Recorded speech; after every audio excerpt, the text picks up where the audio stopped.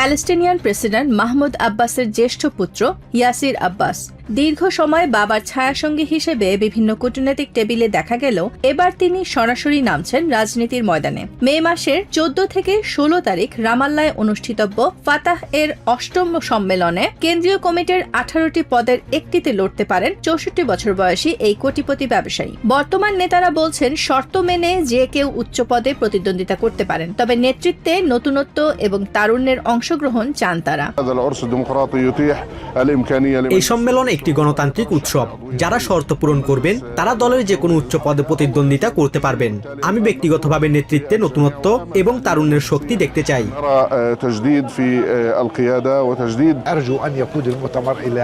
আমি আশা করি এই সম্মেলন নেতৃত্বের কাঠামোতে একটি বড় পরিবর্তন আনবে। তরুণ প্রজন্মের জন্য জায়গা করে দেওয়া উচিত, যাদের সম্ভাবনা গত কয়েক বছর ধরে নানাভাবে বাধাগ্রস্ত হয়েছে।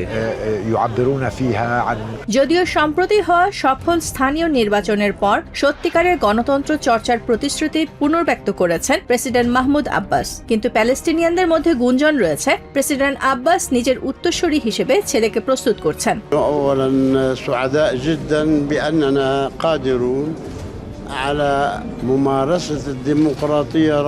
ইয়াসির আব্বাস মূলত তামাক ব্যবসা ও নির্মাণ শিল্পের সাথে যুক্ত। যদিও ইয়াসির ও তার ভাই তারেকের বিরুদ্ধে জনস্বার্থের তহবিল নিজ ব্যবসায় ব্যবহারের পুরনো অভিযোগ নিয়ে বিতর্ক রয়েছে, যা তারা সবসময় অস্বীকার করে আসছেন।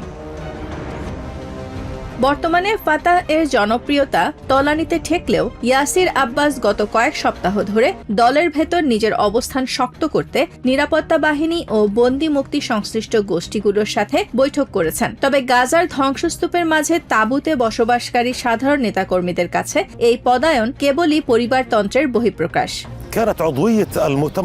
আগে ফাতার নেতৃত্বে আসার যোগ্যতা ছিল প্রতিরোধের দীর্ঘ ইতিহাস। এখন মনে হচ্ছে পারিবারিক উত্তরাধিকারী প্রধান হয়ে দাঁড়িয়েছে। ইয়াসির আব্বাসের এই আগমন সম্পূর্ণভাবে তার বাবার সিদ্ধান্তে।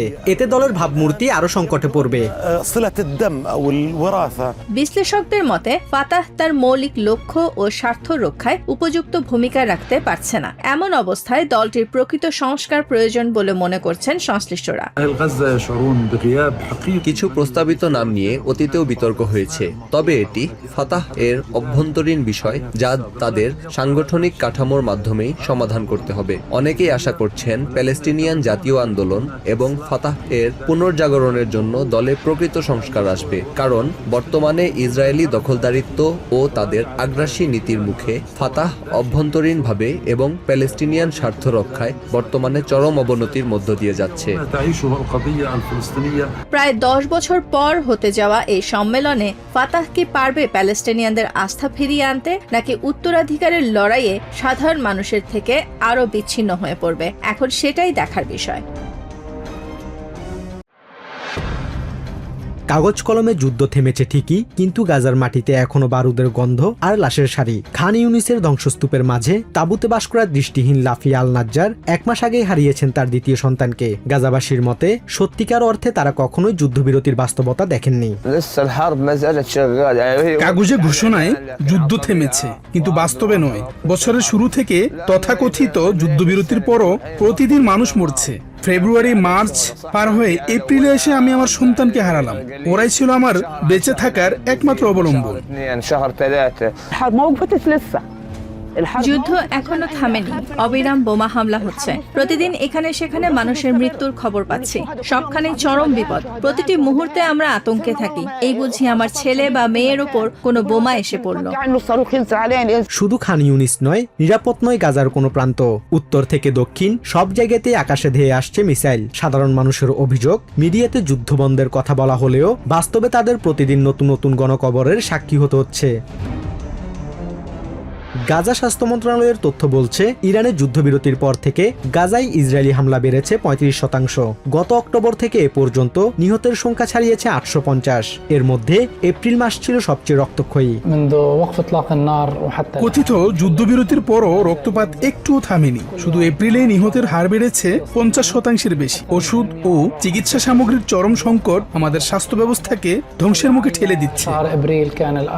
ইসরায়েলি বাহিনীর দাবি, হামাস পুনর্গঠিত হওয়ায় তারা অভিযান জোরদার করেছে। অথচ এই অসম লড়াইয়ে প্রাণ যাচ্ছে মূলত সাধারণ মানুষের। বিধ্বস্ত গাজায় পুনর্গঠনের স্বপ্ন এখন কেবলই দুঃস্বপ্ন।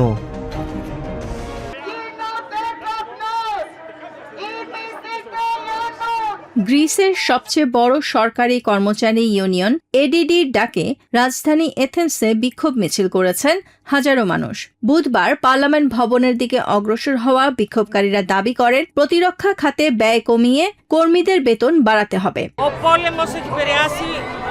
যুদ্ধ ও জ্বালানি দাম বৃদ্ধি, পণ্যমূল্যের ঊর্ধ্বগতি আর কর ফাঁকি সব মিলিয়ে আমাদের সামান্য বেতনও শেষ হয়ে যাচ্ছে। তাই আমরা চাই এখনই কর ফাঁকি ও উচ্চ মূল্যের বিরুদ্ধে কার্যকর ব্যবস্থা নেওয়া হোক, নিত্য প্রয়োজনীয় পণ্যের দাম কমানো হোক। সামরিক বাহিনী আধুনিকায়নে 2036 সালের মধ্যে প্রায় 28 বিলিয়ন ইউরো ব্যয়ের পরিকল্পনা নিয়েছে গ্রিস সরকার। এর মধ্যেই মূল্যস্ফীতি ও জ্বালানি খরচ বেড়ে যাওয়ায় চাপে পড়েছেন সাধারণ মানুষ। যুদ্ধ পুরো পরিস্থিতিকে প্রভাবিত করেছে। সরকার আমাদের বলে অতিরিক্ত বেতন বাড়ানোর অর্থ থাকলেও তা দেওয়া সম্ভব নয়, কারণ যুদ্ধ জাহাজ আর যুদ্ধ বিমান কেনাই এখন অগ্রাধিকার। যুদ্ধ যেভাবে এগুচ্ছে তাতে ভবিষ্যতে কি হতে যাচ্ছে তা সহজেই বোঝা যায়। ইরান যুদ্ধের প্রভাব মোকাবেলায় পরিবার, ব্যবসা প্রতিষ্ঠান ও কৃষকদের জন্য ভর্তুকি ও আর্থিক সহায়তা দিচ্ছে সরকার। তবে মধ্যপ্রাচ্যের জ্বালানি আমদানির ওপর নির্ভরশীল হওয়ায় আগামী বছরের অর্থনৈতিক প্রবৃদ্ধির পূর্বাভাসও কমিয়েছে এথেন্স। সরকার চলতি বছরের এপ্রিলে ন্যূনতম মাসিক মজুরি বাড়িয়ে 920 ইউরো করলেও ইউনিয়ন বলছে ইউরোপিয়ান গড় মানের তুলনায় এখনো পিছিয়ে রয়েছে মানুষের ক্রয় ক্ষমতা। প্রধানমন্ত্রী যেটুকু বেতন বৃদ্ধি করেছেন মূল্যস্ফীতির এই সময়ে তা আসলে বেতন কমানোর মতোই।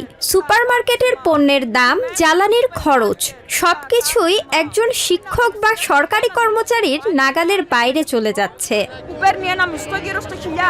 বিশ্লেষকদের আশঙ্কা, ইরান যুদ্ধ দীর্ঘায়িত হলে জ্বালানি ও সরবরাহ ব্যবস্থার ওপর চাপ আরও বাড়বে, আর তার সরাসরি প্রভাব পড়বে ইউরোপের অর্থনীতি ও সাধারণ মানুষের জীবনযাত্রায়।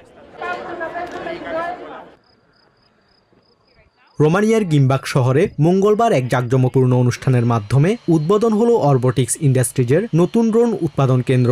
এখান থেকেই তৈরি হবে ইউক্রেনের রণক্ষেত্রে পরীক্ষিত এআই চালিত অ্যাটাক ড্রোন ওয়াসপার 1 এবং নজরদারি ড্রোন ভিজিল 1। অরবোটিক্সের এই ড্রোনগুলো এমনভাবে ডিজাইন করা হয়েছে যা শত্রুপক্ষের জ্যামিং বা সিগন্যাল হ্যাকিং মোকাবিলা করতে সক্ষম। অরবোটিক্স ইন্ডাস্ট্রির সিওও অ্যালবার্তো লাবাটা বলেন, এটি একটি ওয়ান ওয়ে অ্যাটাক ড্রোন এবং এটি লক্ষ্যবস্তুতে সরাসরি আছড়ে না পড়ে উপর থেকে বিস্ফোরক ফেলে আবার ঘাঁটিতে ফিরে আসতে পারবে। Drop it. Instead of crashing into something, it can drop a charge and go back to base. আগামী 3 থেকে 6 মাসের মধ্যে কারখানাটি পুরোদমে চালু হবে এবং প্রতি মাসে 800টি করে ড্রোন তৈরি করবে। ইইউ এর বিশেষ তহবিল ব্যবহার করে ইউক্রেনের সাথে যৌথভাবে ড্রোন তৈরির পরিকল্পনাও করছে প্রতিষ্ঠানটি। আমরা রোমানিয়া সরকার সহ ইউরোপের অন্যান্য দেশের সাথে আলোচনা করছি। আমাদের লক্ষ্য হলো ইউরোপকে ড্রোন রপ্তানির কেন্দ্রে পরিণত করা। ল্যাটিন আমেরিকা, আফ্রিকা এবং দক্ষিণ পূর্ব এশিয়ায় আমরা ড্রোন রপ্তানি করতে চাই। তবে ইউরোপের প্রতিরক্ষা বাজারে বড় বাধা হিসেবে দেখা দিয়েছে বাজার বিভাজন। পোল্যান্ডের প্রতিরক্ষা মন্ত্রণালয়ের কর্মকর্তারা বলছেন 2030 সালের মধ্যে ইউরোপের প্রতিরক্ষা ব্যয় $800 মিলিয়ন পৌঁছালেও একক বাজারের অভাবে রাশিয়ার তুলনায় তারা পিছিয়ে পড়তে পারে। And yet the fragmentation is preventing it. Disciplina și munca unor echipe românești. Și acest lucru este important. নেটোর পূর্ব সীমান্তে ড্রোনের হুমকি বাড়তে থাকায় সাশ্রয়ী ড্রোন প্রযুক্তির চাহিদা এখন তুঙ্গে। অরবোটিক্সের এই উদ্যোগ কেবল যুদ্ধক্ষেত্রের চিত্রই নয়, বরং বৈশ্বিক ড্রোন বাণিজ্যে ইউরোপের অবস্থানকেও শক্তিশালী করবে বলে ধারণা করছে সংশ্লিষ্টরা।